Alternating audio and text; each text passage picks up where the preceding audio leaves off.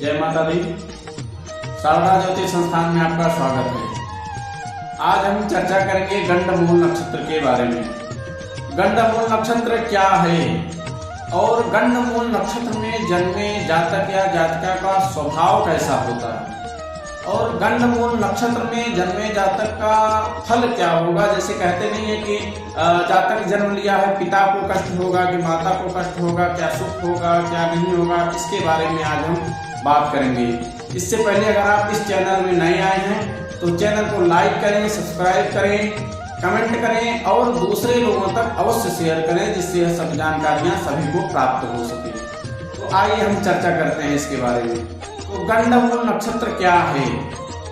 गंडमूल नक्षत्र एक ऐसा नक्षत्र है जिनके राशि और नक्षत्र का जो अंत भाग होता है, जहाँ पर दोनों के समापन होते हैं, उसी को हम कहते हैं गंड नक्षत्र। और राशि और नक्षत्र का जहाँ प्रारंभ होता है उसी को हम कहते हैं मूल नक्षत्र। तो 3 नक्षत्र गंड होते हैं, 3 नक्षत्र मूल होते हैं, मिला के 6 नक्षत्र हुए। अब केतु के जो नक्षत्र होते हैं वो 3 नक्षत्र होते हैं। तो कौन कौन से नक्षत्र हैं? अश्विनी, मघा, मूल, ये केतु के नक्षत्र हैं। और बुध के नक्षत्र श्लेषा, ज्येष्ठा, रेवती, यह 3 नक्षत्र बुध के होते हैं। तो अश्विनी, मघा, मूल, श्लेषा, ज्येष्ठा, रेवती, यह 6 नक्षत्र गंडमूल नक्षत्र कहे जाते हैं।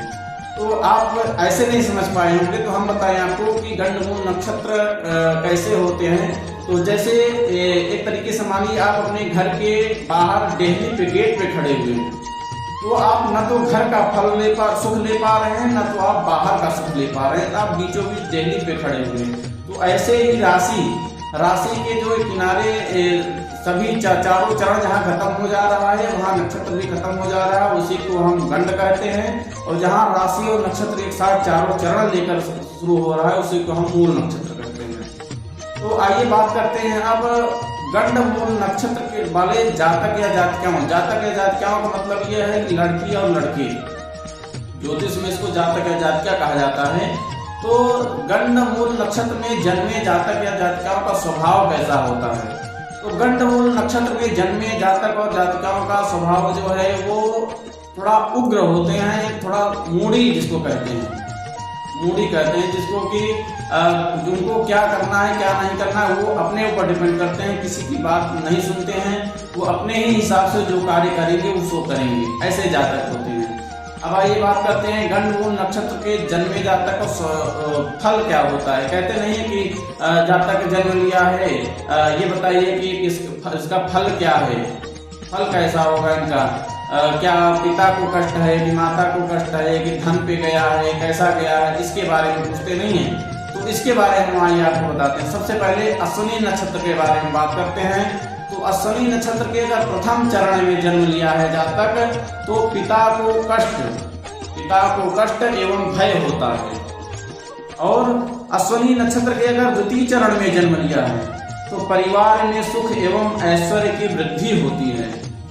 और बात करें अश्विनी नक्षत्र के तृतीय चरण के बारे में तो सरकार से लाभ एवं नौकरी पद की प्राप्ति होती है, नौकरी पद की प्राप्ति होती है। अब बात करें अश्विनी नक्षत्र के अगर चतुर्थ चरण में जातक जन्म लिया है तो परिवार को राज सम्मान व जातक की ख्याति होती है, अगर चतुर्थ चरण में जन्म लिया है। अब आपके मन में प्रश्न उठता होगा कि ये हम कैसे जान पाएंगे कि कौन से चरण में जातक जन्म लिया है।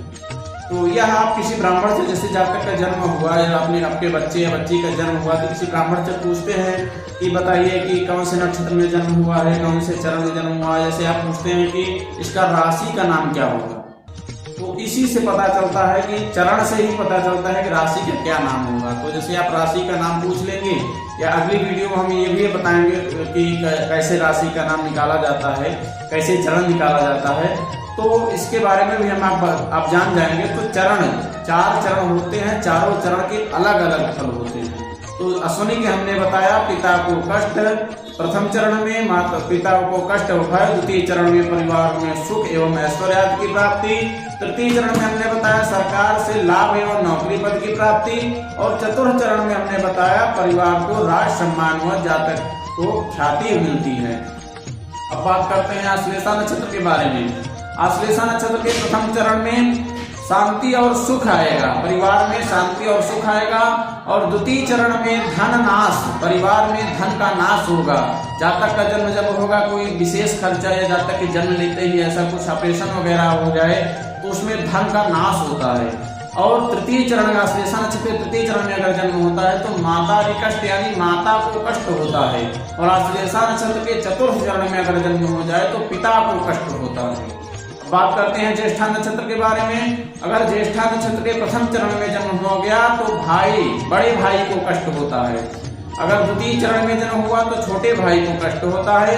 अगर ज्येष्ठा नक्षत्र के तृतीय चरण में जन्म हुआ है तो माता को कष्ट। अगर चतुर्थ चरण में जन्म हुआ है तो स्वयं को कष्ट मिलता है। जातक जन्म लेता है तो स्वयं को कष्ट मिलता है, किसी न किसी तरीके से स्वास्थ्य वगैरह संबंधित कष्ट मिलता है। अगर अब बात करें मघा नक्षत्र के बारे में, मघा नक्षत्र के अगर प्रथम चरण में जन्म लिया है तो माता को कष्ट, और द्वितीय चरण में अगर जन्म लिया है तो पिता को भय होता है। तृतीय चरण में जन्म लिया है तो परिवार में सुख शांति की प्राप्ति होती है। और चतुर्थ चरण में अगर जन्म लिया है तो जातक को धन विद्या आदि का लाभ प्राप्त होता है। अब बात करें मूल नक्षत्र के बारे में।